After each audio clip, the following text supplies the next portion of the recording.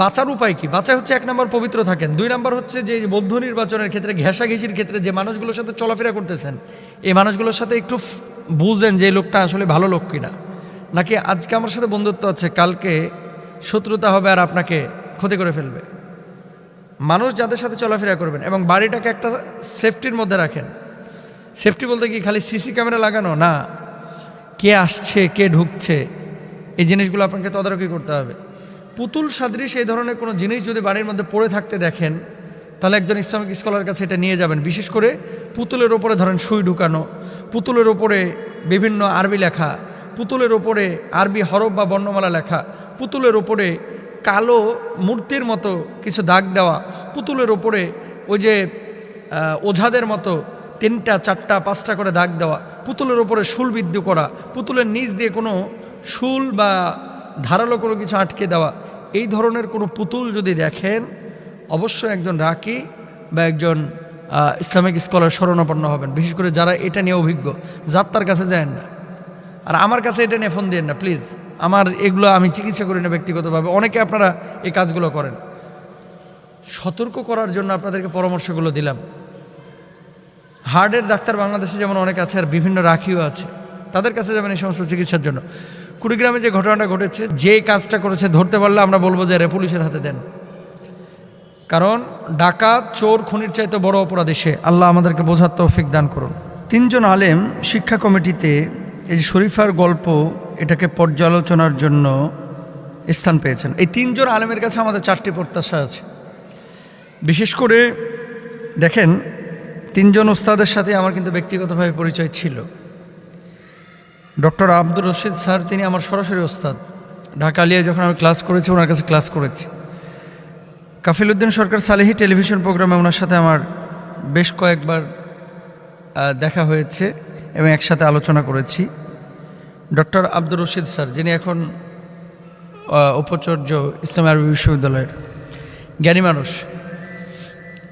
71 টেলিভিশনে অনেক আগে আমার একটা ডকুমেন্টারি তখন চলতো, এটার উনি পুরো প্রিভিউ করেছিলেন আমার স্ক্রিপ্টগুলো। তখন ঢাকা বিশ্ববিদ্যালয়ে উনি ছিলেন।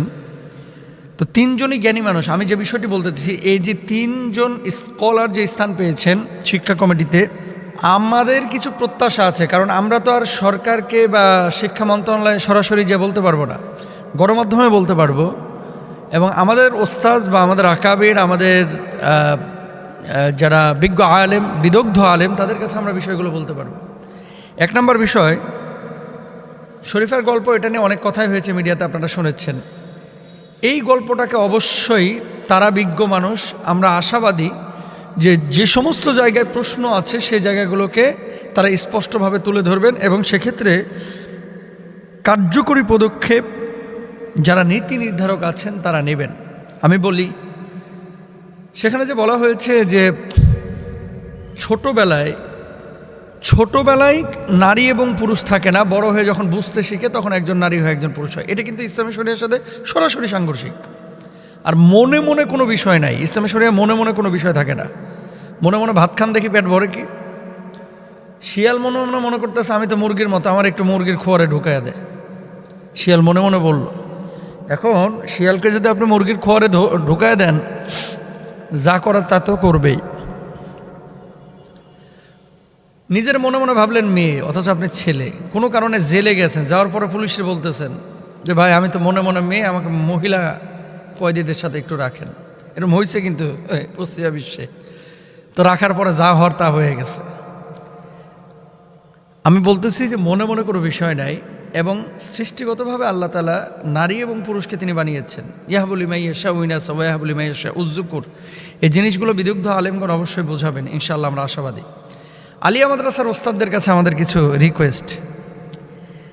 দেখেন, আলিয়া মাদ্রাসা, এই মাদ্রাসায় বাচ্চাদেরকে যে আপনারা দেন, কেন দেন? আমরাও তো পড়েছি, আমরা কমিতেও পড়েছি, আলিয়াতেও পড়েছি। অধিকাংশ ক্ষেত্রে বাপ্পার উদ্দেশ্য থাকে যে আমার ছেলেটা দিনদার হোক, কোরআন হাদিস শিখুক, দুনিয়ার এলেমও জানুক, আখিরাতের এলেমও জানুক। তো মাদ্রাসার তো একটা ভাব গাম্ভীর্যতা আছে। মাদ্রাসা শিক্ষার দাখিলের কিছু বইয়ের মলার দেখলাম আর কি, ওই যে প্রচ্ছদ ছবি। হারমোনিয়ামের ছবি ব্যবহার করা হয়েছে, নৃত্যের ছবি ব্যবহার করা হয়েছে, মেয়েরা খেলছে, সে মেয়েদের মাথার উপরে কোনো কাপড় নেই, এগুলো ব্যবহার করা হয়েছে। এই তিনজন আলেমের কাছে আমাদের রিকোয়েস্ট, অন্তত এই বিষয়গুলো আপনারা একটু টাচ করবেন ইনশাআল্লাহ তাআলা। কারণ কি, আমাদের কাছে মনে হয় কি, আর আলিয়া মাদ্রাসার ওস্তাদদের কাছে একটা রিকোয়েস্ট, আর চাকরির ভয় করেন না ভাই, রিজিক চাকরি এগুলো আল্লাহর পক্ষ থেকে, আসমান থেকে ফায়সালা হয়। অনেকে হক কথা বলতে ভয় পায়। এই যে এই কাভারগুলো যে এরকম হয়েছে, আপনাদের তো উচিত ছিল যে সংঘবদ্ধভাবে এটা সরকারের কাছে বলা, যে মাদ্রাসার বইয়ের কাভারের মধ্যে এই জিনিসগুলো কেন আসবে। এগুলো জেনারেল শিক্ষায় শিক্ষিত যারা, তাদের কথা ভিন্ন, কিন্তু মাদ্রাসা, আমি আমার সন্তানকে দিলাম যে সে আলেম হবে, সে মিজান আজারি হবে, সে আহমদ শফি সাহেব হুজুরের মতো হবে, সে বড় বড় শাইখুল হাদিস হবে, মুহাদ্দিস হবে। সব বাপ মা, অনেক বাপ মা তো জানে না যে এখানকার পড়াশোনার এখন অবস্থাটা কি। আলহামদুলিল্লাহ অনেক আলিয়া মাদ্রাসা আছে যেখানে অনেক ভালো পড়াশোনা হয়, অধিকাংশর অবস্থা খুবই খারাপ। নাও সরব পারে না, ছেলেরা ঠিকমতো ক্লাস করে না, বাপ মা জোর করে দিছে তাই পড়তেছে।